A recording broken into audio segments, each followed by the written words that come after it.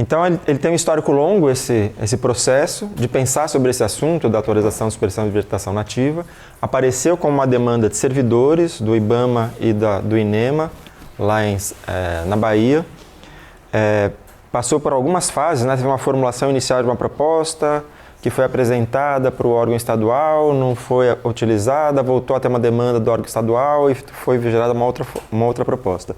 Eu vou falar dessa segunda fase, que começou em 2021 e se encerrou em 2020, quer dizer, não se encerrou, né? Mas a proposta foi formulada até 2022, no final de 2022. Então, em termos iniciais, assim, para falar como que surgiu a tal da demanda, né, o tema, o INEMA, que é o órgão ambiental, estabeleceu um programa que chama Programa ARPIA, de gestão da vegetação nativa, e dentro desse programa, que é um documento oficial do órgão, tem lá essa expectativa de elaborar um banco de argumentos científicos e legais que subsidiem orientações técnicas para pedidos de ASV. Então, isso aqui é uma expectativa interna deles, que eles não estavam satisfeitos com o modo como eles faziam, especialmente com o fato de que eles tinham uma sensação de que podia melhorar do ponto de vista da formulação legal e da formulação técnica o modo como eles atuam. Em função disso, eles estabeleceram, não sei se tem no slide isso, eles estabeleceram um acordo de cooperação técnica com a UFBA. A gente formou um grupo que incluía, na origem, né, a Samantha estava presente, Renata participou do começo ao final, eu, outras pessoas da UFBA e vários técnicos do INEMA e alguns da SEMA.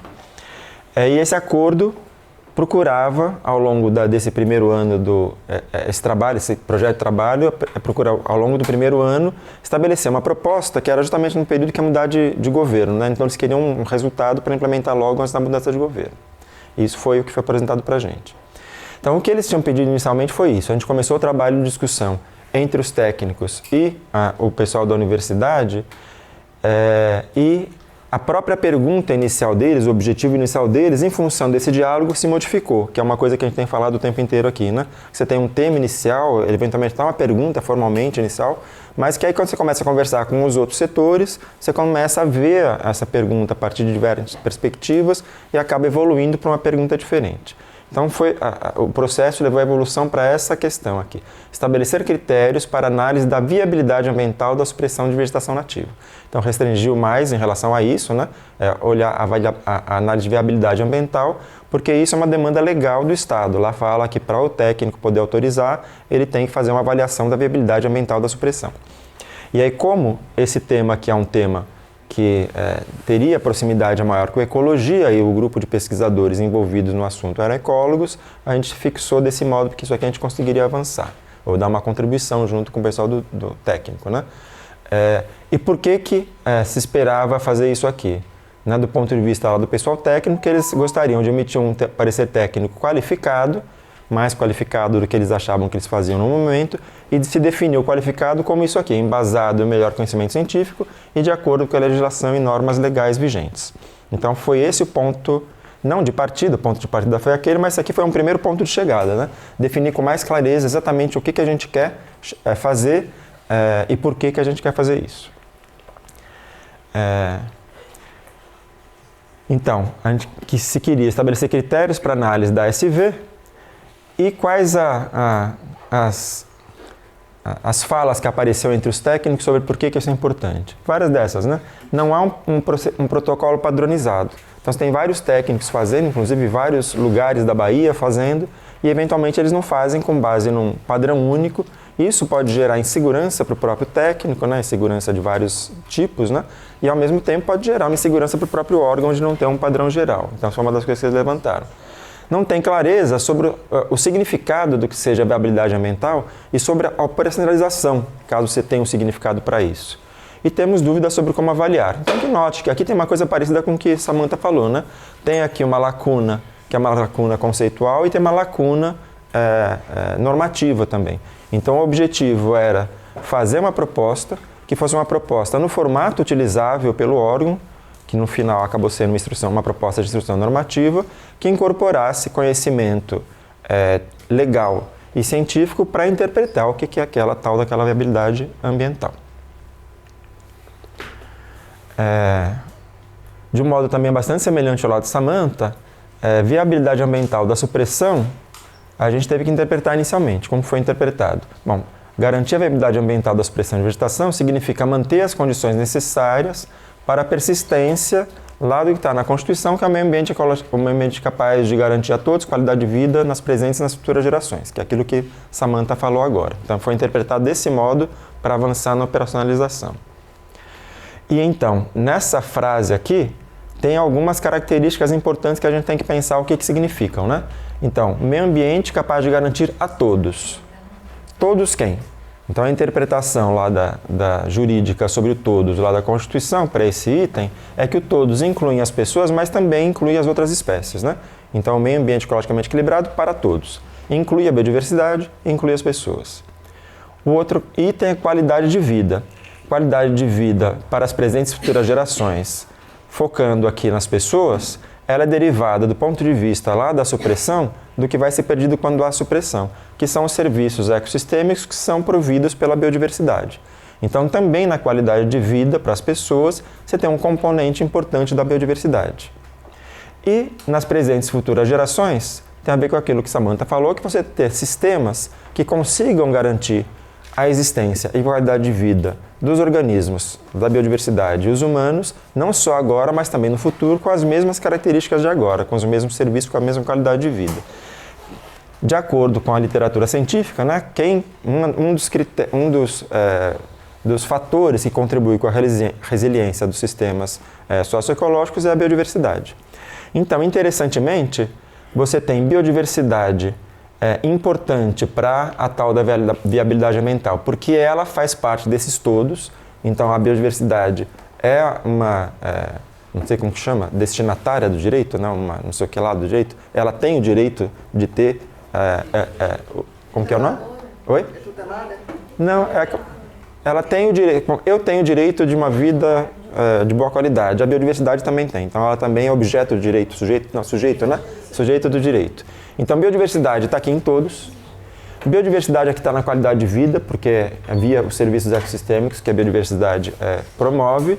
E está presente aqui em garantir para as presentes e futuras gerações, porque a biodiversidade está na base da resiliência dos sistemas socioecológicos. Então, para poder interpretar isso aqui e operacionalizar o que a gente tem que avaliar na viabilidade ambiental da supressão de vegetação nativa, uma das conclusões tem uma coisa muito importante aqui que não tem como discutir. A supressão de vegetação nativa não pode levar ao colapso da biodiversidade, porque senão você acaba com sujeitos do direito, você acaba com a capacidade de prover serviços ecossistêmicos para as populações humanas e você acaba com a resiliência dos sistemas, então não tem a capacidade de manutenção das espécies, das pessoas, com qualidade de vida para as presentes e futuras gerações. Então, biodiversidade não tem dúvida, né? E a própria biodiversidade, ela é também em outros documentos legais, foco de proteção especial. Então, isso aqui nos pareceu uma interpretação que não é uma interpretação polêmica sobre uma das dimensões da viabilidade ambiental. É claro que ela não é a única, né, dimensão de viabilidade ambiental. Tem outras dimensões, como clima, como recursos hídricos e assim por diante. O que nós optamos por trabalhar nesse ano que a gente trabalhou junto foi focar numa estratégia para resolver esse caso aqui, para conseguir operacionalizar um processo de ASV que desse conta de biodiversidade, que é um aspecto muito importante aqui, embora não seja o único. Então, só para dizer que tem uma ressalva, a gente vai apresentar uma proposta de operacionalização e gerou uma instrução normativa que resolve aqui, ou procura resolver a interpretação de viabilidade ambiental, mas deixa de fora coisas que não entraram na análise. Talvez tenha que sentar depois para pensar como é que faz isso para clima, para recursos hídricos e para outras coisas que sejam relevantes do ponto de vista de dimensões da viabilidade ambiental. Certo? Então, se a gente vai trabalhar na relação entre supressão de vegetação nativa, que é esse processo aqui, e manutenção ou perda de biodiversidade, a gente, para poder antecipar o que pode acontecer conforme eu suprimo vegetação, se há perda de biodiversidade, seria super bacana que a gente conseguisse ter um modelo que relacione as duas coisas, né? Que relaciona, conforme você corta a vegetação, o que vai acontecendo com a biodiversidade.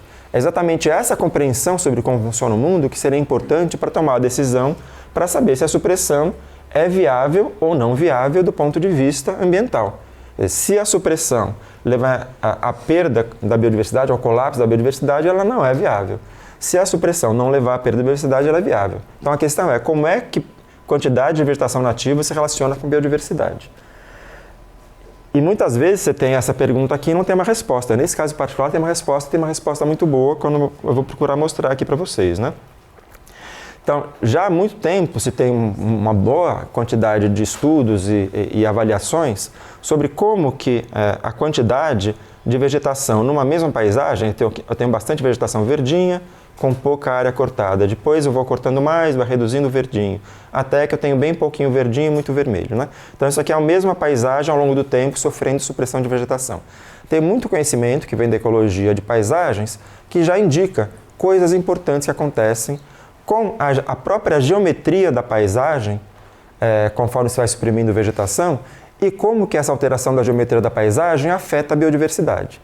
Então, do ponto de vista de expectativa teórica, algumas coisas importantes acontecem que eu vou mostrar aqui. Então, do ponto de vista do tamanho dos fragmentos, que é uma característica geométrica da paisagem, conforme você vai reduzindo cobertura vegetal, primeiro você não tem mais de um fragmento, está tudo junto, né? Você suprime mais um pouquinho, aparece um fragmentinho, vai suprimindo, aparecem outros, vai suprimindo, aparecem outros, e aí o tamanho dos fragmentos vai diminuindo, né? Você vai tirando a vegetação dos fragmentos. Se pegar o tamanho médio dos fragmentos ao longo desse gradiente de vegetação nativa, você vai ter uma redução progressiva do tamanho médio dos fragmentos conforme você corta a vegetação. Isso é uma propriedade geométrica da paisagem. O que isso aqui tem a ver com biodiversidade? O tamanho do fragmento tem a ver com a quantidade de recurso que existe no fragmento. A quantidade de recurso tem a ver com a quantidade de indivíduos de uma certa espécie que esse fragmento pode manter.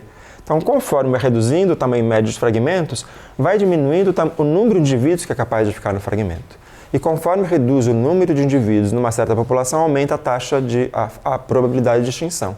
Então, fragmentos com populações muito pouco numerosas têm uma chance grande de haver uma pequena oscilação populacional daquela população se extinguindo no fragmento. Então, tem uma decorrência importante conhecida entre tamanho do fragmento e número de indivíduos, que influencia na probabilidade de extinção da populaçãozinha. E fora isso, conforme se fragmenta, você deixa a vegetação nativa tem uma área aqui muito distante da área aberta, né? Nessa parte aqui, a vegetação nativa está sempre próxima da área aberta. E isso tem implicações do ponto de vista de iluminação, de vento, de umidade, e essas coisas também afetam a qualidade do habitat. E a qualidade do habitat também afeta a possibilidade de existência das populações lá dentro. Então, conforme reduz a quantidade de cobertura vegetal, reduz o tamanho médio dos fragmentos e isso tem decorrências negativas sobre as populações via esses dois processos aqui, certo? Quantidade de recursos e qualidade dos recursos. Outra coisa que acontece, derivada da geometria da paisagem, quando se remove cobertura vegetal, tem a ver com o número de fragmentos. No começo você tem um fragmentão, não tem isolamento. Conforme você vai cortando, ainda não tem isolamento, é tudo assim mais denteado, mas está tudo unido. Aqui ainda está tudo unido, chega uma hora que começa a ter fragmento. Conforme você vai cortando mais, vai aumentando o número de fragmentos. Aumenta mais o número de fragmentos. Chega uma hora que tem tão pouca vegetação que você cortar mais um pouco, some o fragmento. E depois some outro, aí desaparece a vegetação. Então, quando você vê o número de fragmentos variando ao longo desse gradiente, eu tenho um fragmentão, aumenta muito o número de fragmentos e depois reduz rapidamente o número de fragmentos, porque são fragmentos pequenos, gira mais um pouquinho de vegetação, desaparece, certo? Então, isso é uma propriedade geométrica da paisagem, que é conhecida. O que isso influencia na manutenção da biodiversidade? Se cada fragmento aqui na paisagem pode ter populações de uma determinada espécie, né? Então, digamos que eu estou nessa paisagem, nesse estágio aqui. Eu tenho uma população aqui, uma população aqui. Esse fragmentinho é menor, ele está mais sujeito a ter extinção da população. Se tem extinção da população aqui, mas tem um fragmento que ainda tem população, você pode ter colonização. E aí você pode ter uma dinâmica de colonização entre os fragmentos que permite a manutenção da população na paisagem, ainda que você tenha extinções esporádicas aqui e ali, né? Conforme se reduz muito o tamanho dos fragmentos, os fragmentos já vão estar em número menor, e como a gente viu, também vão estar em tamanho menor, e eventualmente você vai ter a redução do número de áreas-fontes. Aí você acaba tendo poucos graus de liberdade, caso haja extinção em alguns dos fragmentos. Uma terceira característica está relacionada com a distância entre os fragmentos, que também é uma propriedade geométrica. Aqui não tem distância entre os fragmentos, que é um só.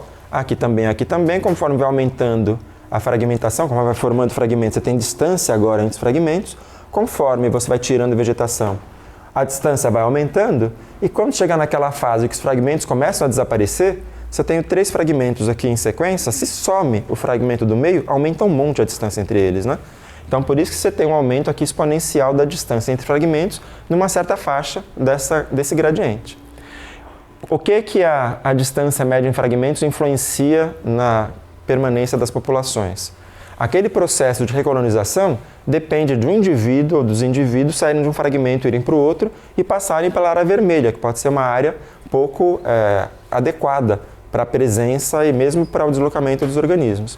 Então, se a distância é muito grande, reduz a taxa de migração entre fragmentos. E se eu tenho um fragmento lá na frente que sofreu extinção, mas eu ainda tenho uma área fonte aqui, não existe a possibilidade ou a probabilidade muito grande de haver recolonização daquele fragmento. E aí você passa a ter poucos fragmentos com população e eventualmente se acontece alguma coisa, uma oscilação ambiental, some a população daquele único fragmento que ainda tinha. E aí não tem como ter recolonização.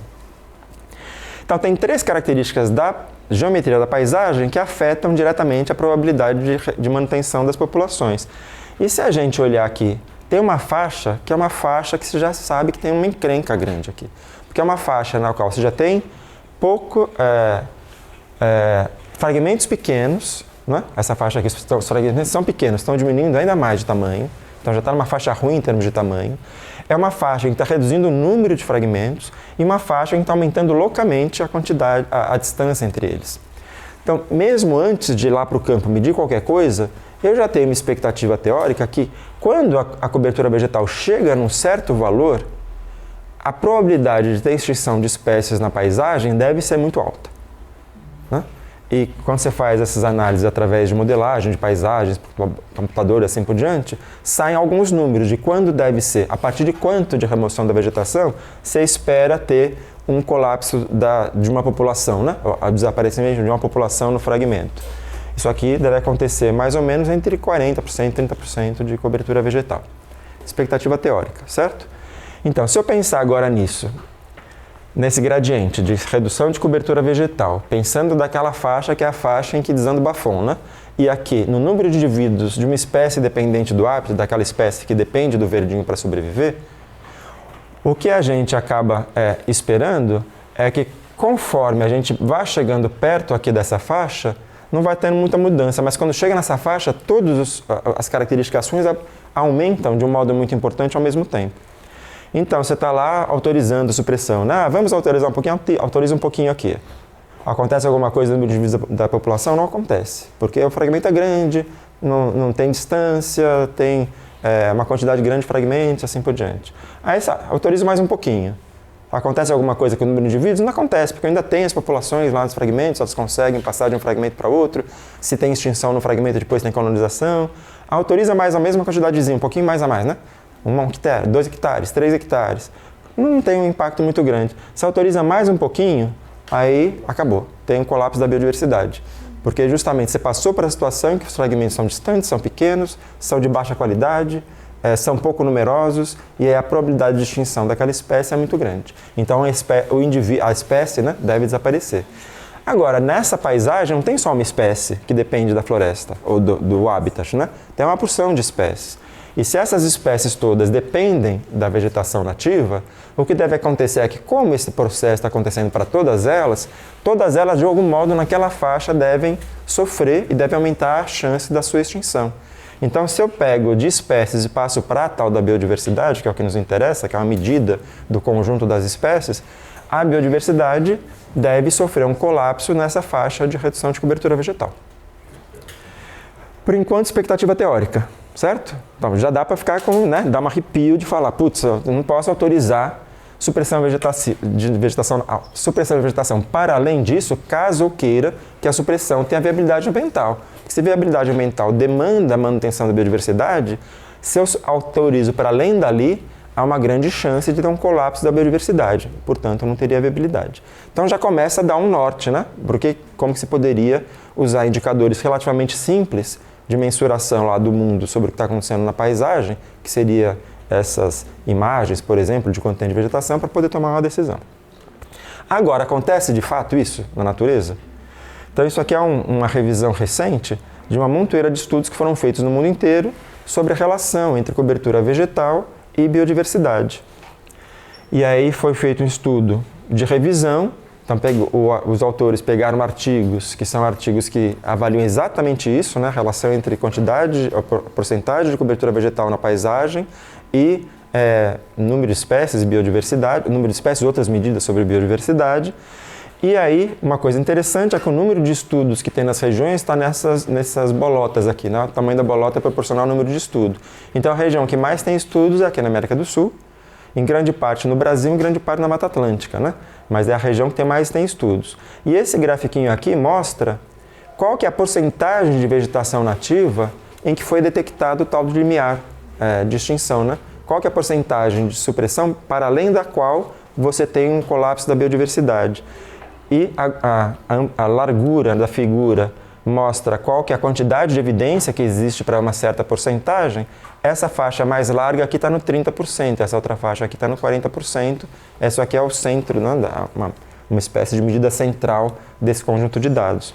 Então, para esses estudos que foram feitos com diferentes táxons, com diferentes medidas de biodiversidade, em diferentes biomas, em diferentes épocas, com diferentes metodologias, a grande parte deles mostra que essa faixa aqui é uma faixa importante, né? Vários deles mostram que quando você reduz para menos de 40% ou 30%, existe o colapso da biodiversidade. Mas notem que em outros estudos você tem valores bem maiores, né? Já começa a ter nesses estudos colapso da biodiversidade em 60%, 70%, certo? Então, mas a maioria das evidências está para cá. Lá nas outras regiões você tem os valores mais frequentes e valores bem mais altos, né? 70%, 80%, certo? Isso aqui é uma frase que eu tirei lá do artigo original, que indica, né, o próprio autor dizendo que para a América do Sul, como tem uma concentração de estudos que, embora sejam, principalmente no Brasil em região florestal, eles estão dando um resultado muito parecido, talvez para a América do Sul esse tipo de resultado possa ser útil para a gestão, que é o que esse grupo de coprodução estava desenvolvendo desde lá de 2000 e tanto e que acabou utilizando, também continuando utilizando, para pensar, bom, se eu quero autorizar vegetação nativa, eu preciso de um critério para dizer, vou autorizar até tanto e não a partir de tanto, porque senão eu tenho um colapso da biodiversidade, não tenho viabilidade ambiental, então podemos usar a quantidade de vegetação na paisagem, porque ela é um bom substituto, um bom indicador da manutenção da biodiversidade nas paisagens. Então a tomada de decisão está relacionada com a proposta de N, que foi coproduzida nesse trabalho. E aí a estratégia que a gente utilizou foi a seguinte: lá para a Bahia, os biomas terrestres da Bahia, Mata Atlântica, Cerrado e Caatinga, e a Bahia, recentemente, a SEMA contratou da WWF um estudo de áreas prioritárias para conservação. Então foram criados polígonos, né, que são essas áreas coloridas. Os polígonos foram classificados em áreas de alta importância, muito alta, extremamente alta, com essas 3 cores. Os polígonos foram definidos com base em critérios de número de espécies e de áreas de fornecimento de água, mas principalmente o número de espécies. Então, é essa variável aqui, né, de importância biológica, que tem exatamente a ver com o que a gente quer no nosso estudo, nesse nosso protocolo, que é uma medida de biodiversidade, o quanto que é importante para a biodiversidade, mas eles incluíram uma outra dimensão também de vulnerabilidade, que tem a ver com vetores de desenvolvimento do Estado e assim por diante. Com base nisso, eles classificaram esses polígonos, que são os polígonos com a maior quantidade, né, de espécies, em 3 faixas, pensando que a faixa de extremamente alta são aqueles polígonos que têm uma importância biológica muito grande e uma vulnerabilidade muito grande. As intermediárias, essas daqui, e as altas, as que têm alguma das coisas, né, ou importância ou vulnerabilidade baixas. Para o nosso protocolo, não interessa a vulnerabilidade, porque quem vai restringir a vulnerabilidade é a própria autorização, né? Eu vou autorizar mais ou menos e quando eu faço isso, eu aumento ou diminuo a vulnerabilidade à biodiversidade. Então, o que a gente usou desse estudo foram os polígonos, que são as áreas mais biodiversas, e a medida de importância biológica, que tem a ver com a quantidade de espécies, né? Então, a gente pegou esse eixo aqui, dividiu lá nas 3 categorias, né? Com menos, com mais ou menos e com muita, e aí repintou os polígonos com base nessa outra classificação que tem a ver só com importância biológica. Porque lembre que para a gente, nesse protocolo, viabilidade ambiental tem a ver com manutenção da biodiversidade. Então a gente extrai daquilo aquilo que nos interessa, que é a biodiversidade. E aí então, qual foi a lógica de implementação, que é uma lógica diferente do que normalmente se usa? Normalmente, como é que eles faziam lá? Se eu tenho dois empreendimentos...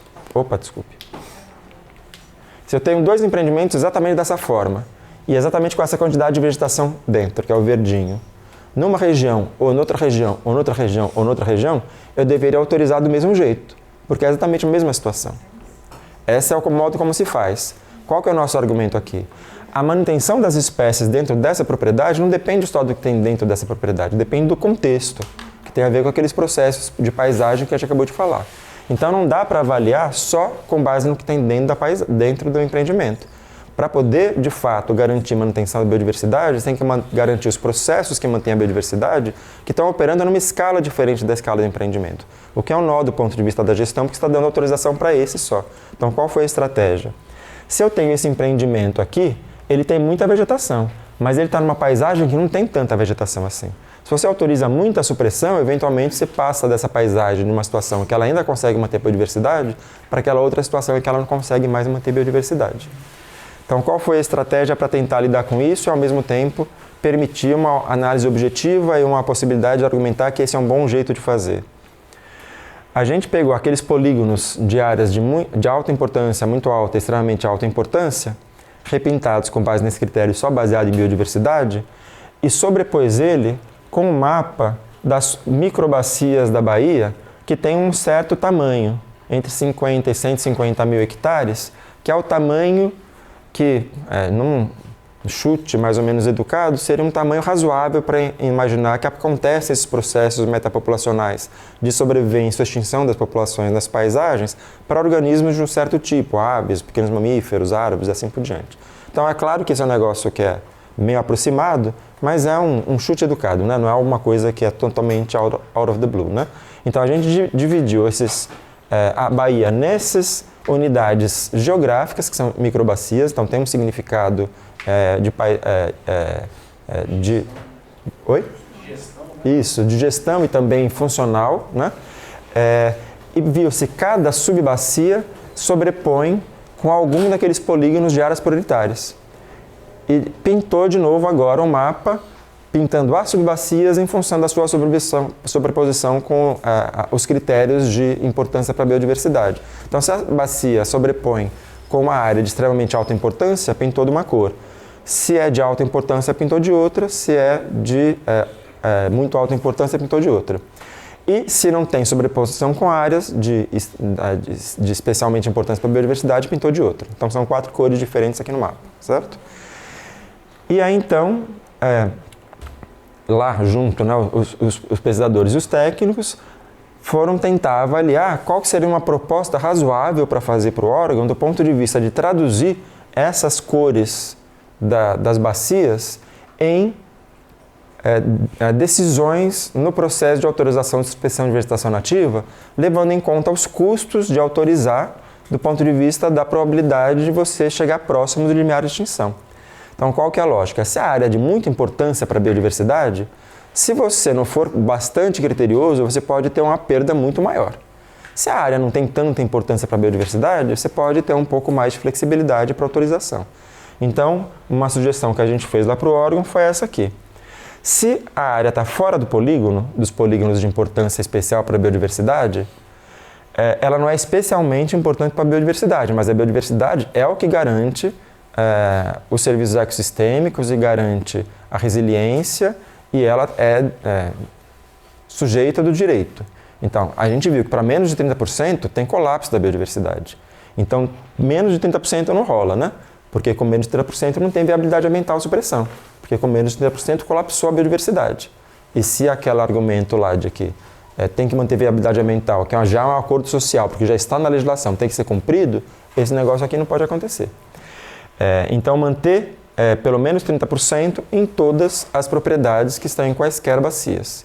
Agora, se a propriedade está numa bacia que é importante, muito importante ou extremamente importante, aí tem que ser mais rigoroso por causa da importância da biodiversidade que foi detectada no estudo feito pelo próprio Estado, né? Então a gente sugeriu aqui, se for alta, autorizar até 40, se for muito alta, manter, né? Aqui tem que manter 30%, aqui tem que manter 40%, aqui tem que manter 45%, tem que manter 50% da vegetação nativa. E há um protocolo que permite que você tenha um mapa como esse lá já disponível na homepage do órgão, o proprietário sabe onde é a propriedade dele, ele já sabe quanto que vai ser autorizado, porque tem um critério claro aqui, que não depende da avaliação de outras coisas, né? Então isso também aumenta a capacidade de comunicação sobre como vai ser o resultado do processo, porque essa decisão já é dada com base nesse mapa que está disposto lá, né? Isso é uma primeira fase da instrução normativa que estabelece esses critérios de cautela quando faz da autorização, com base na garantia de manter a tal da viabilidade ambiental. E aí tem uma outra parte da análise que é, bom, para essa propriedade então, dado esse critério, pode autorizar a propriedade a ficar com 40%. Aí tem outra parte, né? Aonde vão ficar esses 40%?